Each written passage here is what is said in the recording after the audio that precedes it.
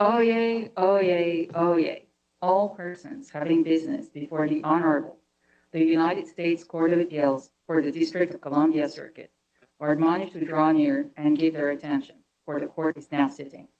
God save the United States and this honorable court. Be seated, please.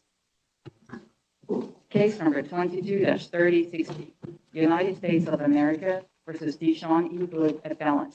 Mr. Rosenzweig for the appellant, Mr. Goodhand for the appellate.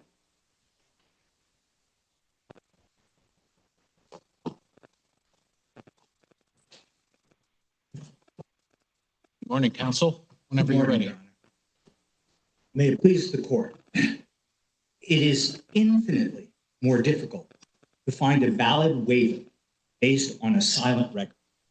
This holding from the First Circuit in Correa-Torres should guide the court in the resolution of this matter, because as to the single most salient and significant fact, whether or not the district court had the authority and power to vary from the guideline recommendation upward, this record is absolutely silent as to any advice to Mr. Hood as to that possibility. Why do you say can't vary from the guideline when you're hitting the statute? You're still within the statute. The guideline recommendation here, Your Honor, would have sentenced him to 3 months. He was a class. And it's a recommendation.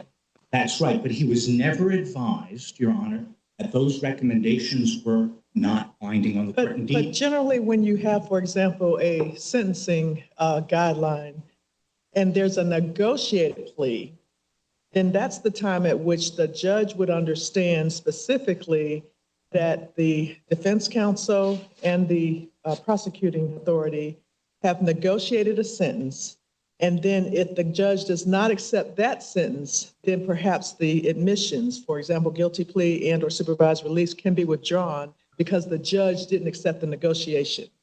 Here we have two parties agreeing to a recommendation, and then the judge informing Mr. Hood that he could go up to the statute. With respect, Your Honor, that's the timeline that you just posited is inaccurate. Had the district court said before Mr. Hood admitted to the violations, you do so knowing that there's a possibility that I might vary upward, we would not be here.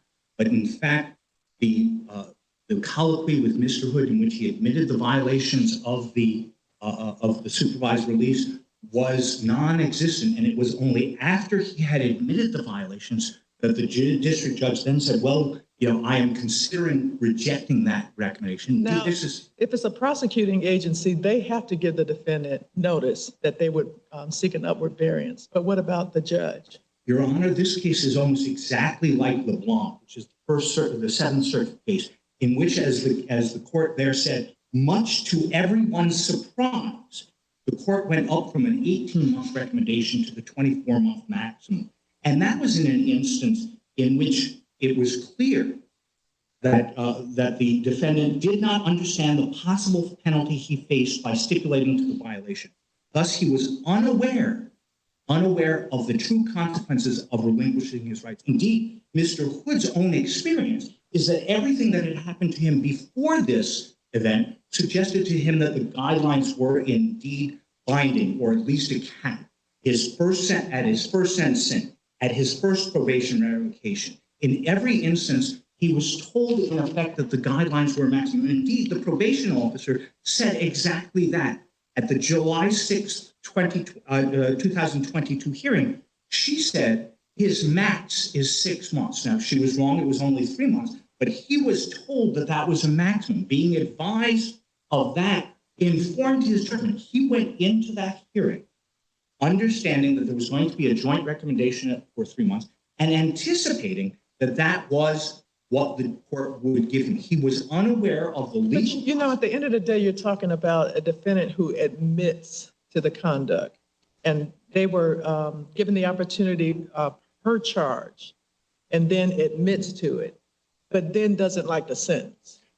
We're talking about a defendant who relinquished his rights to present a defense to those charges in exchange for what he thought was a bargain. You're absolutely right, but that is true of every sentence, Your Honor, in criminal court. And yet we would not say that a Rule 11 colloquy, for example, in a different context, could be disposed of simply because of the fact that the defendant's admission of guilt was in effect a relinquishment of those rights. Quite to the contrary, we say that a defendant, before he relinquishes rights, must hear under the totality of the circumstances, be aware of that which he is giving up. Thus, for example, in Correa-Torres, where the defense counsel said that there was no conduct, there was no injury as to rights or guilt yet, notwithstanding that, there was no finding or determination of the knowing and voluntary nature of the relinquishment. There was no clarity that the defendant understood the consequences of relinquishing his rights. The First Circuit there had no hesitation, or little hesitation, I should say, in reversing the sentence and remanding this case. I would respectfully submit that there is no case that you can present in which a defendant, without any colloquy whatsoever, the entire proceedings before this hearing were 6 lines of discussion between the court and Mr. Hood's defense counsel. No colloquy of any sort. The district court went to the tell me your violations without so much as an advice. Now, the government will point to other circumstances that 6 lines. No, I'm interrupting you. That's okay. 6 lines of testimony in this or colloquy in this hearing, but there was a motion by the probation office, and then there was a hearing, an initial hearing before the magistrate judge, and then there was a first hearing before Judge McFadden, and the defendant had counsel in all of this. So if we look to the entire sequence, it seems pretty clear he has a very good sense that his upward exposure is 24 months. That's what they say time and again. They say this is the guideline range and the statutory maximum is 24 months. With respect, Your Honor, advice as to the maximum is, in our judgment, in my respectful judgment, cuts the other way. I know, for example, that this court may extend my oral argument for the next hour if it chooses to do so. But I have absolutely no expectation of that. Given my experience, I expect to go 10 minutes, maybe 11 if you want to give me an extra minute. Advice as to the statutory maximum is a factor in the totality of the circumstances. But in general, the advice as to what the actual sentence will be, the consequences of relinquishing one's right to contest the alleged violations is precisely what is most important to any criminal defendant. And you don't think the concern, what about the concern Judge McFadden expressed at the end of the first hearing? Parties are saying, we're good, stipulate to 1 violation, he gets 3 months. And Judge McFadden has a lot of concern and says, no, I want to look more broadly at this defendant's violations. You better go back and figure out what you want to admit, and you better go talk to your.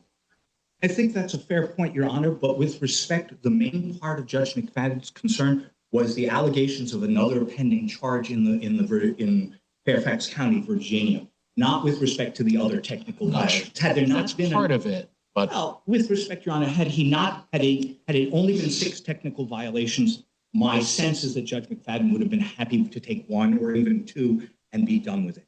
He was concerned most principally with the Virginia charge, which ultimately the government chose not to prove up. And so as far as we can tell from the record before us, should have absolutely no bearing on the sentence that Mr. Hood would receive.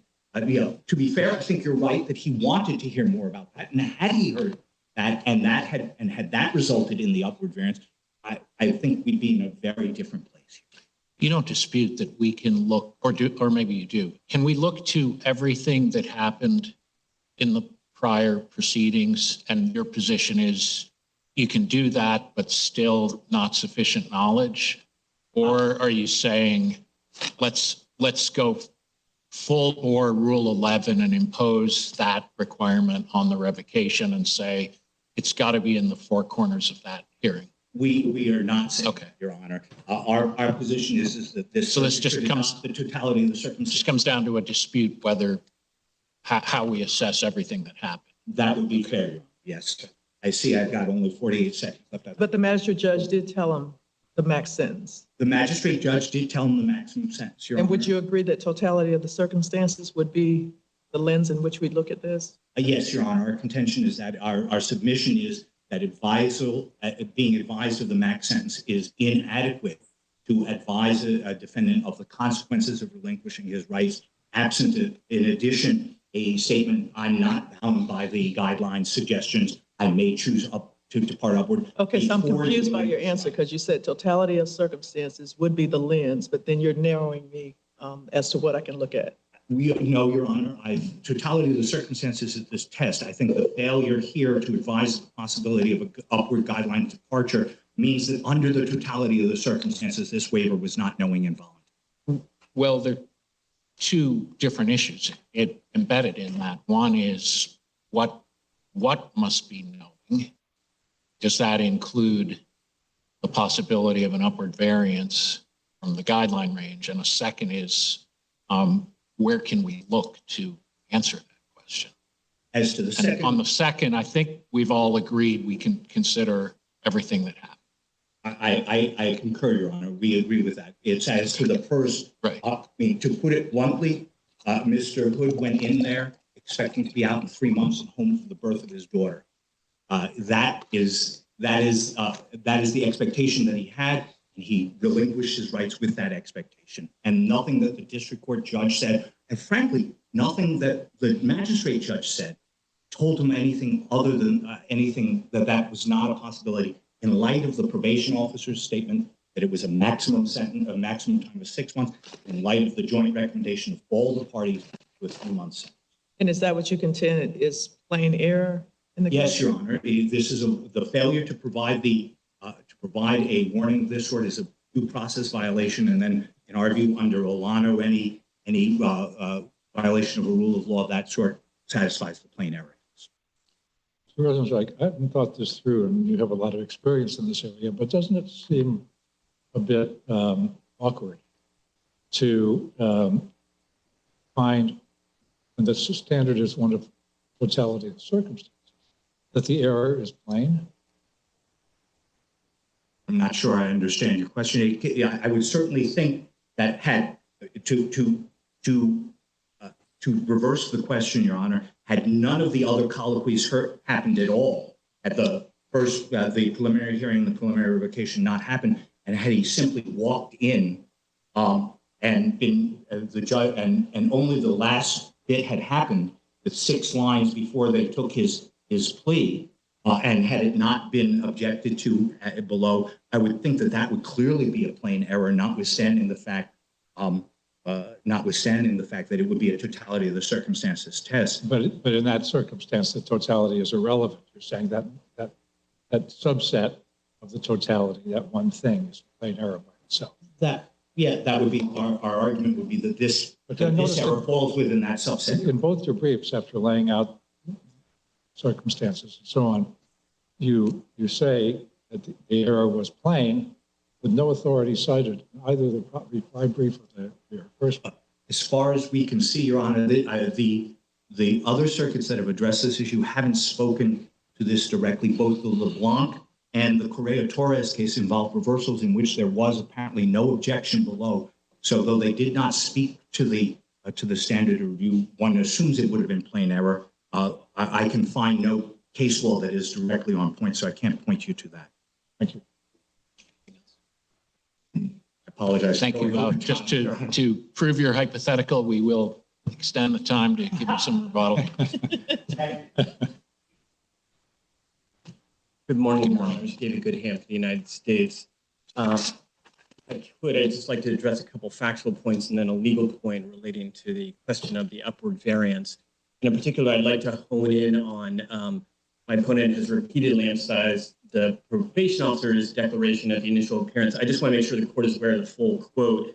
This is at page 8 of the July 6 initial hearing. The probation officer says up to 6 months incarceration is his max per the guideline. But then the next sentence, but again, he does face 24 months per statute. So I just want to make sure that everybody's on the same page with respect to what the defendant was on notice of. As to the issue of whether or not he had an understanding that variance was a possibility, as we've described in our brief, we think there are several indicia demonstrating that he did. Number one, he, of course, was a beneficiary of an outside guideline sentence previously. Number two, the petition demonstrated that it explained the guidelines are just one factor in the whole 3553 analysis. Then, of course, we also had his guilty plea, and the plea agreement itself. He declared that, and this is ECF number 10 at page 5. Now, neither the government's sentencing recommendation nor the guidelines are binding on the court.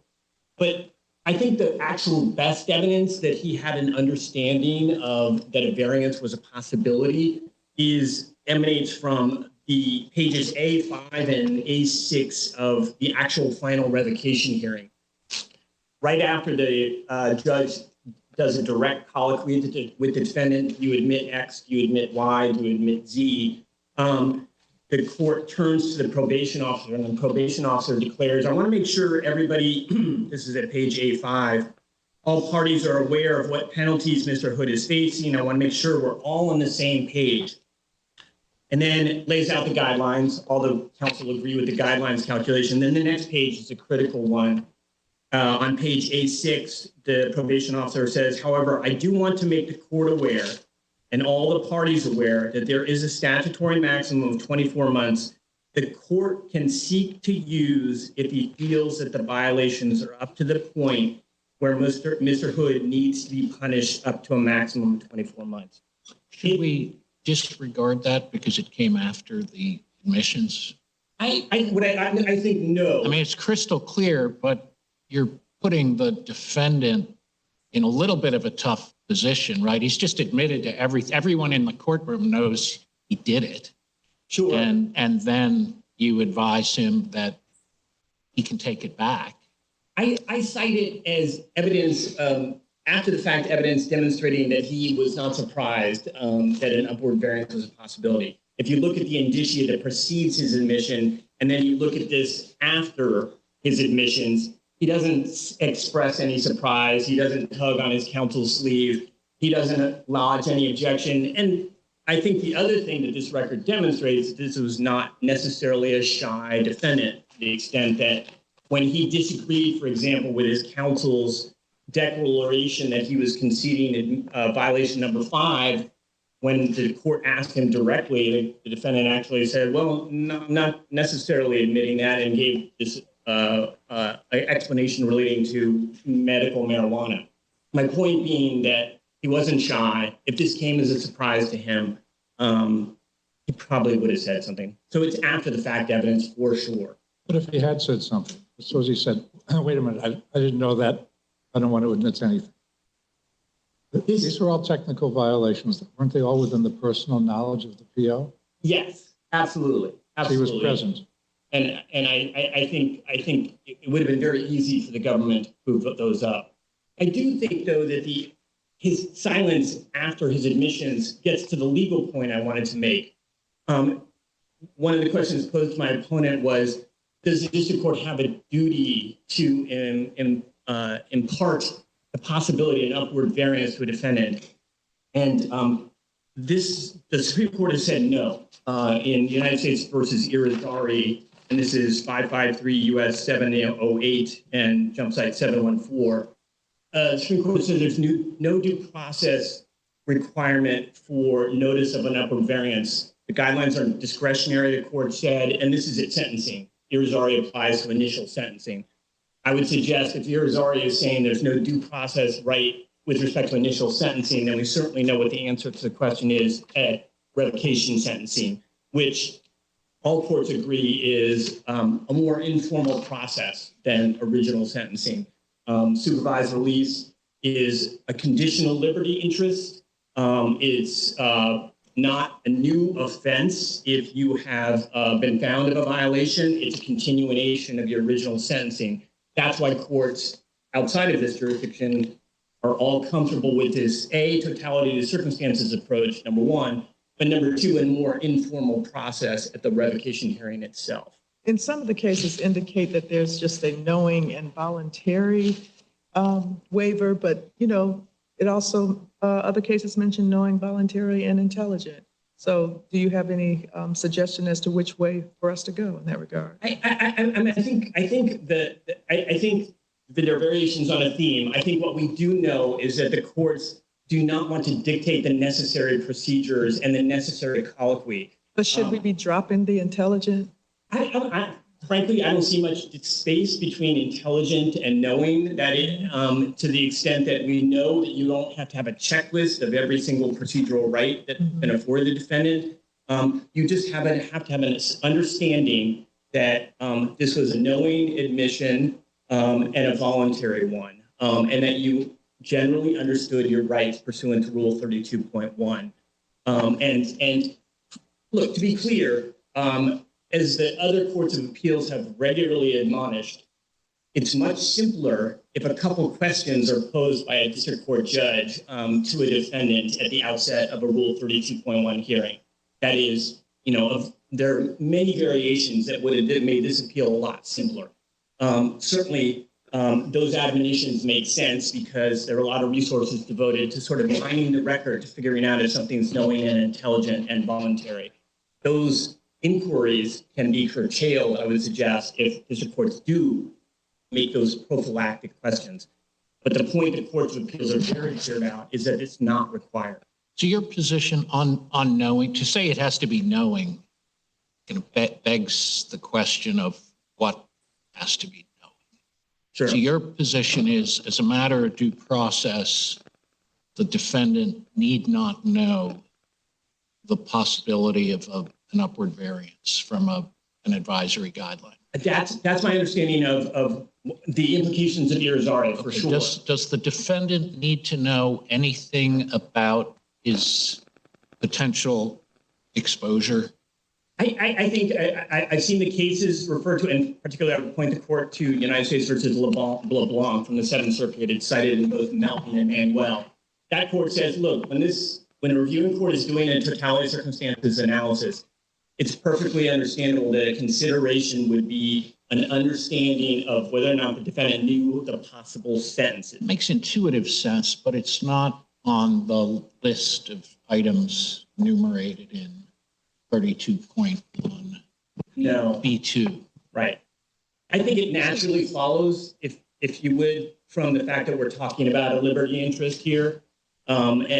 But for sure, if you look at Rule 11. So I'm just trying to figure out what is required, sort of short of the possibility of a variance. Like, is knowledge of stat max enough?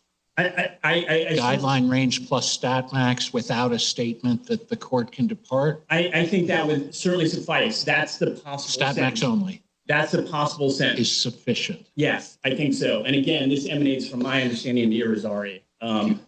There's just not the necessary detail that Rule 11, I mean, if you look at Rule 11, it's very detailed about the sentencing factoids, if you will, that must be imparted to a defendant. Which I was thinking of going down that route, but as I said, 32 doesn't say anything about exposure. Right.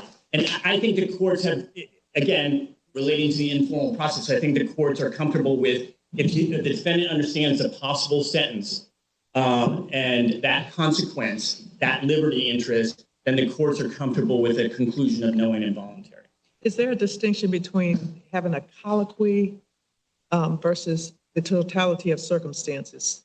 The courts have been very reluctant to demand an affirmation, a direct affirmation from the defendant. Is it laudatory? Something that we should hope happens, for sure.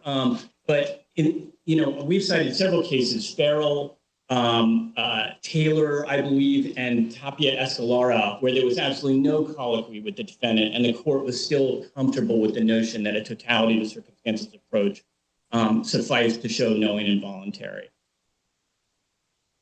I think it follows from the nature of the revocation hearing that the liberty interest in question is significantly attenuated because we're operating within previously delivered conviction and sentence.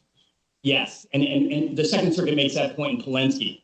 You've already had your initial sentencing hearing you've already been apprised of numerous facts relating to the sentence that is part and parcel of the supervised release violation. You can't exceed the stat max for your offense on the initial sentencing.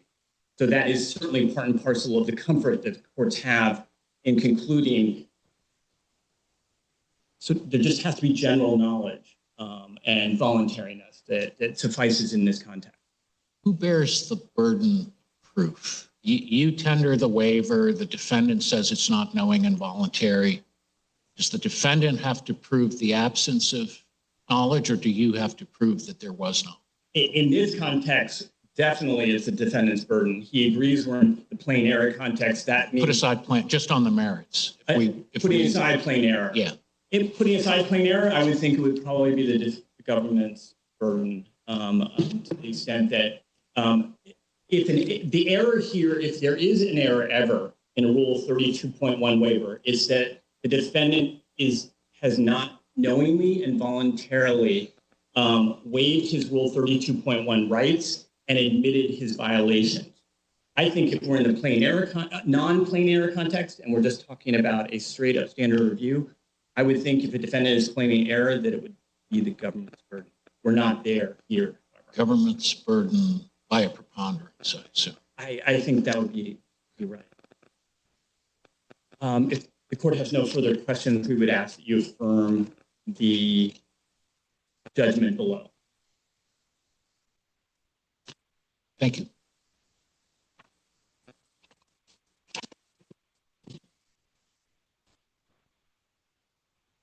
First, thank you for the extra time. Appreciate it. We'll make 2 or 3 brief points and then sit down. The first is that page A5 and A6 both come after page A2, 3, and 4, which is where the defendant was obliged to and did indeed admit the violations of the supervised release. We would respectfully submit that any after occurring evidence and asking the defendant to stand up and say, wait, now I've changed my mind, I'm going to withdraw, is blinking the reality of what happens at proceedings like this. Why is that? The revocation decision will be made by a district court.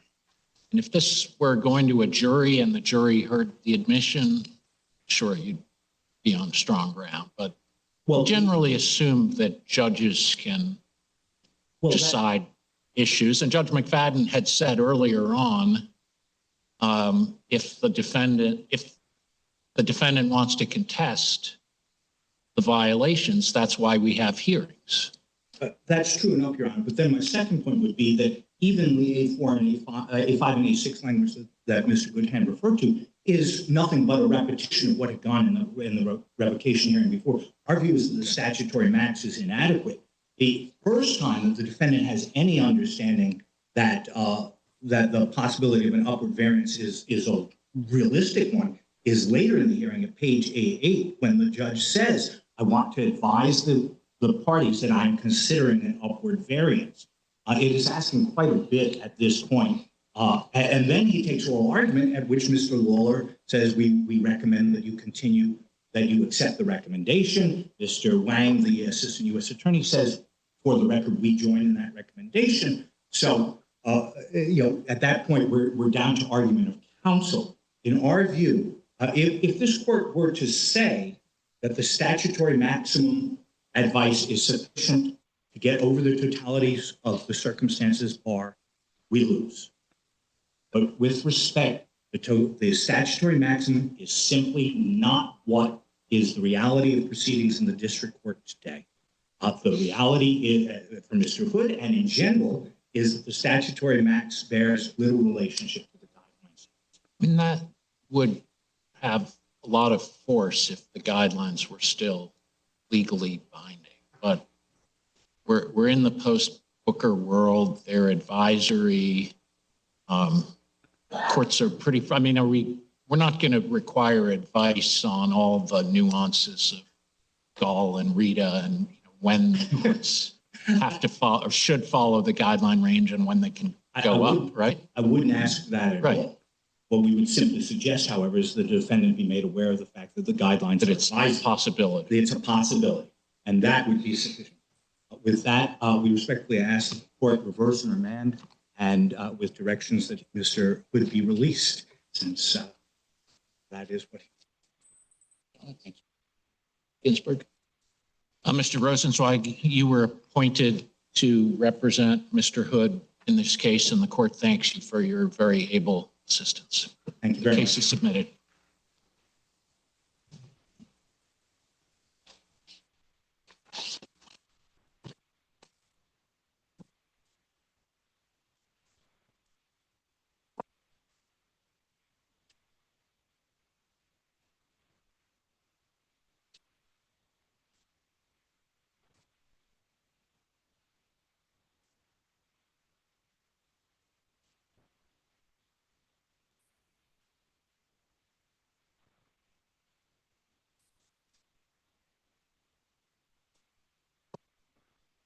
Case number 22-5043, Tyson, Brody, appellant versus United States Department of Justice. Mr. McClanahan for the appellant, Mr. Schultz for the appellate.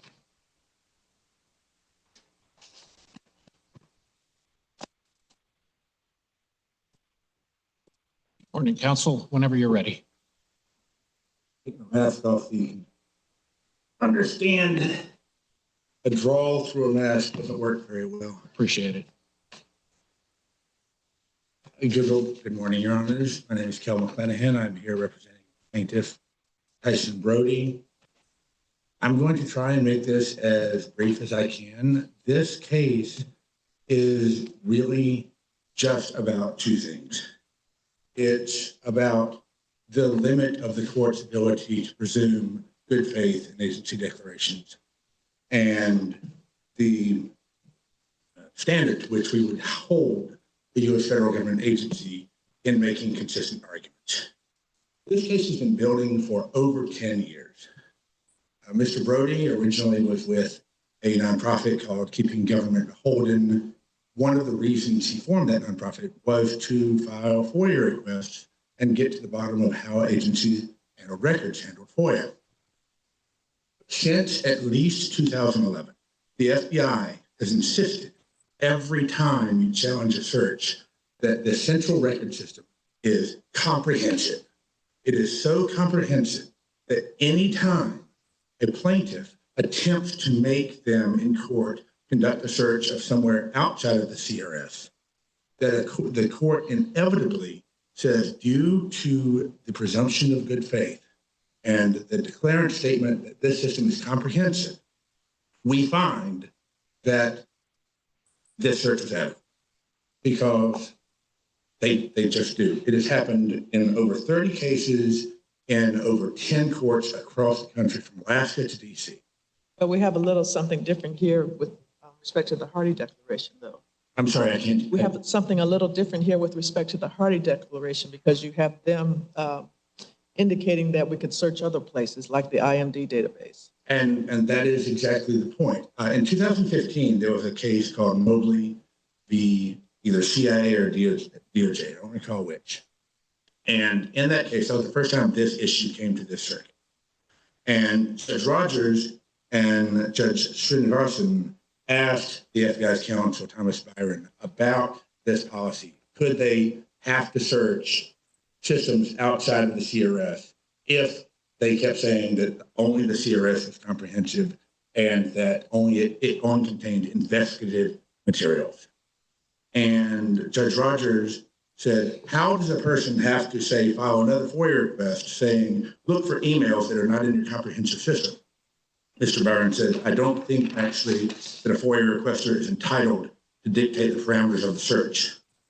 Then later, Judge Rogers comes back and says, the FBI has made a judgment that 10 things are going to be useful for law enforcement purposes, that 12, 13, and 14, those are other categories that were in her hypothetical, are not going to be useful. Is there no way to get the agency to look at 12, 13, and 14? Mr. Byron says, if a FOIA request seeks information that is not likely to be found in the law enforcement investigative context, then the agency will have to search beyond it. Mr. Brody and KGB filed a FOIA request to find out how comprehensive the CRS was. And even though it was so comprehensive that they never had to search anywhere else unless they had evidence convincing them that something was somewhere else, now all of a sudden, there's so many records that are not in the CRS that it would be an unduly burdensome search for them to find it. This is where the presumption of good faith comes in. This is where we ask, doesn't the court have to look at other cases, the agency's proffers and declarations and evidence in other on-point cases to find out if the declaration is entitled to a presumption of good faith? And can they offer mutually exclusive arguments in different cases and still skate by? Sounds like you're arguing for judicial estoppel. In a Except way, your yes. brief doesn't really, I mean, it's a tough standard to meet, and you didn't try in your brief. It's not exactly judicial estoppel because that is a hard and fast rule. Mhm. This is more of a court considering all of the evidence. If a plaintiff comes in and says, here's the witness saying the opposite thing in a declaration in another case, in a trial, that would go to the jury. It would go to impeachment. But normally it would be consider all of the evidence in the Right. case before us. We wouldn't go rummaging to look at that brings it affidavits back filed to- in other cases. That brings it back to the plaintiff. The plaintiff has the burden to prove that you've overcome the presumption of good faith. They have the burden of proving that the agency is not arguing something that they say they're arguing. And yet we can't get past this. The FBI takes for 10 years, 12, 13 years, the position that they never have to search anywhere other than CRS. And then says all of a sudden they cannot figure out what's not in CRS because there's so many records not in CRS. The same goes for the emails with the National Archives archivist. They deliberately constructed an unduly burdensome search. We would have to search every single employee's email in order to do a thorough search because everyone is responsible for records management. Now, is this pilot study still going on? Pardon me? Is the pilot study still going on? No, just this case because KGB dissolved after a few years. And can I finish what I was? Yeah, we'll give you extra. All right. We'll let you. And they, sorry, I lost my track and just asking the question. So they developed this thing. They said everybody would have to be searched in order to meet our duties under FOIA. That's not what FOIA requires. Can you imagine what would happen if I stood here in a normal FOIA case and they had said that? So let's explore that. Your request at its broadest covers all of FBI. And one limiting construction which might change the request by an order of magnitude or two is IMD. Is it IMD or RMD? But It used to be RMD, now it's IMD. RMD only, right? That might be not too burdensome. They seem to argue that it would be, but I would say Okay, definitely it would not. but your position in the brief defending some sort of narrowing construction wasn't IMD only. It was IMD and a few other offices. That's because we don't know. We don't know what they do. The FBI, the reason for this study is to find out what the agencies do not publicly disclose on their own volition about how they do this stuff. It is true that IMD is probably responsible for the lion's share of this correspondence, but there may be one or two other offices. We don't know. They don't say. That's why we have this. We can't just file 50 FOIA requests, one for each office that we find in the organization chart.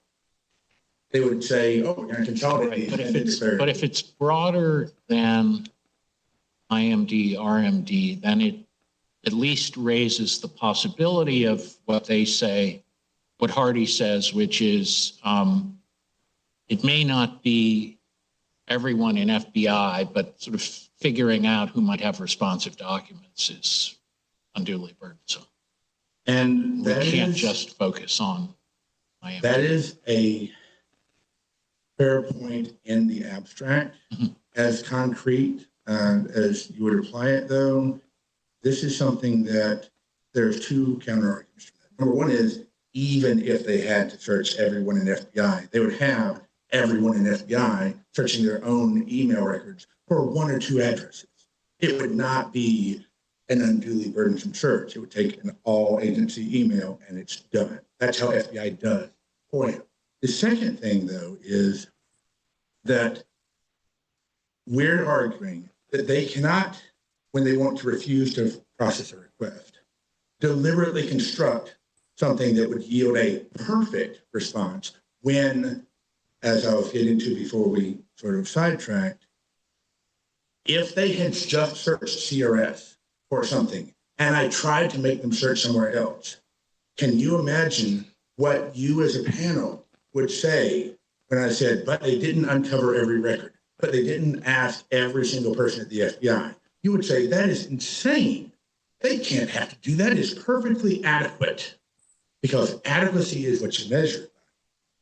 They can't kneecap themselves to show how burdensome something was unless they would be required to do that perfect search in another case. And my time has gone way past, and I can address anything. Do you have any basis for discrediting the Hardy affidavit? Pardon me? Any basis for discrediting the Hardy affidavit? Just everything else he said in every other case. The CRS is either comprehensive or it's not. They have to search everywhere, or they don't. It's mutually exclusive with all the other affidavits in all the other 30 plus cases. Thank you. We'll give you some rebuttal. And thank you for this.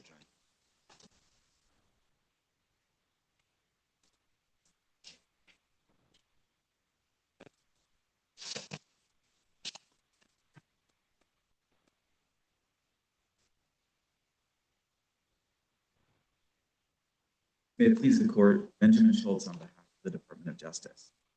I want to focus first on the issue about the central record system, because I think that was the main focuses of. You're going to have to speak up. Oh, I'm sorry. If you're talking through the Sure. mics. Is this a little better if I get closer to the mic? Yeah. Great. Sorry, Your Honor. So focusing on the central record system, I think there's a little bit of confusion about what is going on in this case.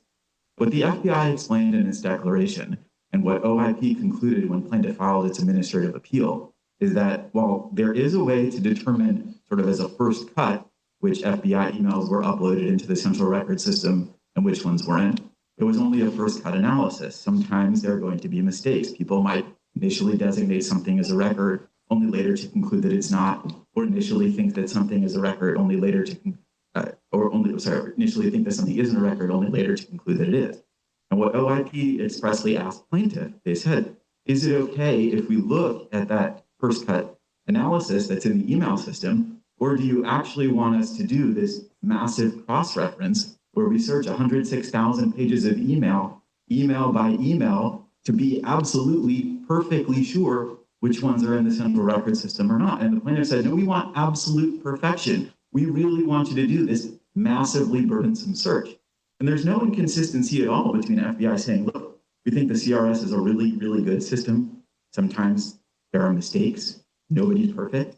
What about the IMD system? I'm sorry? What about the IMD system? I'm sorry, I'm not quite sure The that. resource, the database that they're also asking if you just would narrow it there. Sure, I'm not sure that they're asking to search the IMD. They asked to search FBI emails, and then they wanted to know which FBI emails were and were But not. I guess I'm asking, if you're going to say it's so broad and it's so difficult to, and unduly burdensome, and 17,000 hours, et cetera, to do that one, is there a lesser form somewhere? So one of the things that the FBI said is it went to the plaintiff and said, look, within the FBI email system, which is not the central record system, it's a separate email system.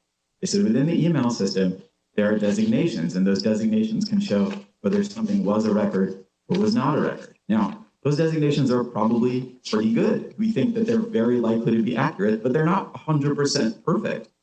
Do you want to rely on those very good designations, or do you want 100% perfection? And they said, we want 100% perfection. And the problem was getting that 100% perfection was what was going to be unduly burdensome. And that's why the agency ultimately concluded. But do you have an obligation under the case law that if you know it's going to lead to something else, then you search there? Or if you think that they have kind of inartfully crafted their FOIA request, but you actually do have the information, do you have a duty to disclose it in the form that you believe is appropriate? So this court has cleared that it is not the obligation of the agency to rewrite the FOIA request.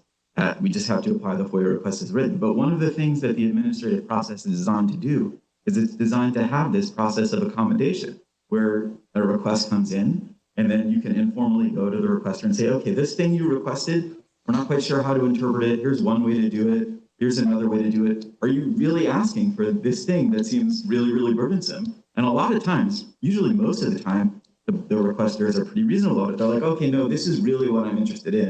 And then we work with them and there's accommodation and we find a more targeted way to get at what they're getting at. This plaintiff, this requester, for whatever reason, decided, no, they really wanted absolute perfection. And that, the declaration explained, was something that would just be unduly burdensome. And to be clear, at that point, does that go to count 4 or also count 3? So I think the point about them wanting the absolute perfection and the central record, that would be count 4. Correct? Okay, so let's talk about count 3 unless, No, go ahead. Sure. I mean, why wouldn't it be a pretty good approximation just to search the RMD So I think, emails? sure. So I think two responses to that. The first is the FBI's declaration explained that even if you just limited your search to the records management division, that's over 700 employees. And you have the way that their email system works, you have to go employee by employee. So the plaintiff is still asking for over 700 employees worth of email accounts being searched. But the other thing is But that is the FOIA office or the records management so the FOIA office I think it's a within FBI, right? That is the umbrella organization that is responsible for FOIA processing. They have other responsibilities as well, but yes, that is the location of the FBI's FOIA. But do you ever explain that undue burdensome with respect to the IMD, RMD? So I'm sorry. So yeah, with respect to the records management division, the declaration does say that even within the records management division, there's over 700 employees. The number is like 712 or 718, and they each have 2 email addresses. But then furthermore, even the plaintiff doesn't think that would have been responsive to the request. And so that means that it's not just those 700 plus employees' email addresses that you have to search one by one. It's also whichever other ones. It's also some select others, which Right. are hard to find. And again, whatever process we would use to identify what other email addresses we would have to reasonably search, there would be some burden involved in that process, and then you would have to actually conduct the search. And the number of people is not clear at this point, but it's going to be more than 0. But I mean, I'm not sure how fair that is. I mean, the jumping off point for your worrying about breadth is Hardy saying that every employee in the FBI has records management, has obligations to preserve records and such. I mean, that's obviously true, but I'm not sure it's really relevant. I mean, every employee within civil appellate has an obligation under the Federal Records Act not to destroy documents that should be preserved. But no one would think that you would search civil appellate emails if someone comes in and requests, civil division documents corresponding with NARA about record keeping. It's just not something the operational arms do. There are FOIA offices that handle that. So I don't think you have to rely on that analysis to affirm the district court's reading. I think one way that you could affirm the district court's. You could say IMD only is too broad, right? Too burdensome. But you could certainly say that. I'm exploring the IMD plus a select few others. Correct. We think the records management division alone, that's over 700 individual employees to 2 email accounts. We think that's burdensome, and then you add on whatever else you think we might have to search as part of a reasonable search, and that's additional burden. We think that's a sufficient basis to affirm the district court's judgment. Do you have any sense of how the FBI actually handles these things? I mean, are there field offices where someone is just assigned on an ad hoc basis some responsibility to deal with NARA, and there's no central list of who that is, so you would have to look for needles in haystacks? So the declaration explains that the FBI doesn't maintain a list of employees whose official duties are interacting with the National Records and Archives Administration. Right. As a practical matter, how the FBI might go about figuring out who those people are, it might be a case by case kind of thing. So I don't know definitively what the answer is on how they would, if for example, if this court ordered the agency to implement the FOIA request, how I would they do that? appreciate the candor. It just seems like as a first cut, I would think that's going to be RMD, but I understand. And along with those questions, how do you ensure consistency in the response? So I'm not quite sure how to answer that question, because as far as I understand it, the inconsistency that the plaintiff has been focusing on is a supposed inconsistency with how the agency treats the central record system. And I want to be absolutely clear that there is no inconsistency. We think the central record system is a comprehensive system. It's everything that we think we've said it is. It's not a completely perfect system. I don't know that we've ever said that it is 100% perfect. And one of the things we asked the plaintiff here was, do you truly want to know, is this system, to get 100% perfection in figuring out what is and isn't in the system? And they said, yes, we want 100% perfection. And there's nothing inconsistent about us saying, look, we think the system is really good. We acknowledge it's not 100% perfect. So you're indicating that you have to go there. There's not a way to somehow minimize the search if somebody asks for a more narrow request. Well, the thing that the FBI and OIP on the administrative appeal said to the plaintiff is, we said, look, there is a way that we could look at just the email system, and there's a record marking tool. We can take a first cut analysis within that system at what was marked as a record and what wasn't. And that might be a really good approximation of what was in CRS. Things that were marked as record probably ended up in CRS. Things that were not marked as record probably didn't. But to be 100% sure, we would then have to do the second step of doing this massive cross-check. And that's why we asked the plaintiff, are you really asking us to do this massive cross-check to get from a pretty good approximation to 100% perfect? And they said, we want 100% perfect.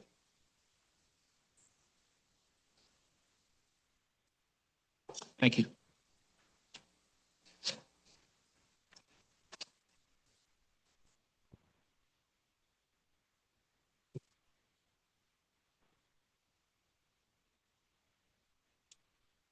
Thank you, Your Honors. Y'all have asked most of the questions that I wanted you to ask. So I just have sort of a few rebuttal points to what they said, or what my opposing counsel said in response. The first thing is they keep focusing on this first cut, the way that they found and say, well, it looks like IMD has most of the records. That was the second. That it looks like, can we just go by the tag that's in it? And they said, well, the plaintiff, for whatever reason, insisted that it be perfect. Have you ever seen a FOIA case where the plaintiff insisted that a search be perfect, and yet the agency still successfully defended a less than perfect search? They deliberately chose to refuse to process it because they could not provide perfection. If that were the standard, you would have far less summary judgment cases because the agency would never perform a search that the plaintiff did not insist on. That is deliberately choosing to dodge FOIA. Well, it seems a little bit different if that dispute is being aired out after the fact.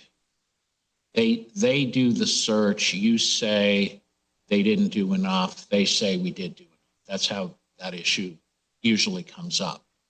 That seems a little bit different from what we're talking about here, which is you make a facially broad, burdensome request.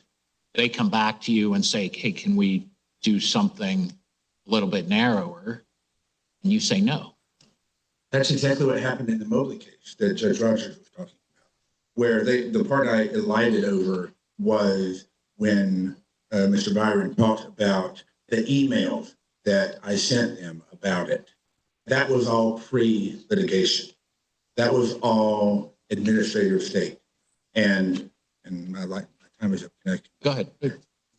And so the point here is that the agency, if they had come before you or before the district court and said, we only searched for the things that had the tag CRS, would you have given that summary judgment? Would the district court have given that summary judgment?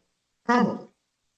They didn't do that. They did not do the search that they knew they could get away with doing because they didn't want to process it, because they didn't want to show, for whatever reason, that there's a lot of stuff not in CRS that they've been telling every court they don't have to look for.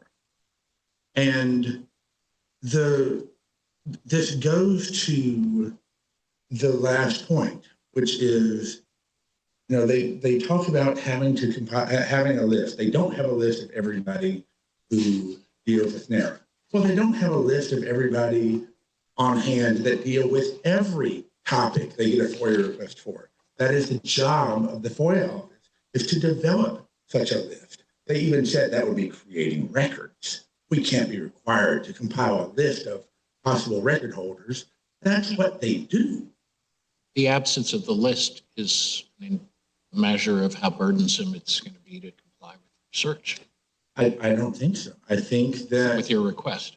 I think that even if you assume that IMD were the proper place for that request, that it would only be IMD, it would be everybody in IMD. They are deliberately inflating the amount of time it would take to do this, saying that they'd have to work for 30 minutes on every email to figure out if it was in the CRS, saying that everyone in the agency would have to search their emails, or that everyone in IMD would have to search their emails. Most of the people in IMD have nothing to do with record keeping. They have to do with FOIA and classification and stuff like that. They're feeding the court a parade of horribles, and there was no room given for the possibility that they were not acting in good faith because they wanted to not process these FOIA. They wanted to not preserve the records. They didn't have to find all the records to preserve them. They just had to say, hey, if you have records like this, preserve them. 5-minute email across the entire agency. And I have nothing left to shoot. Any questions? No. Thank you. Thank you very much. Case submitted.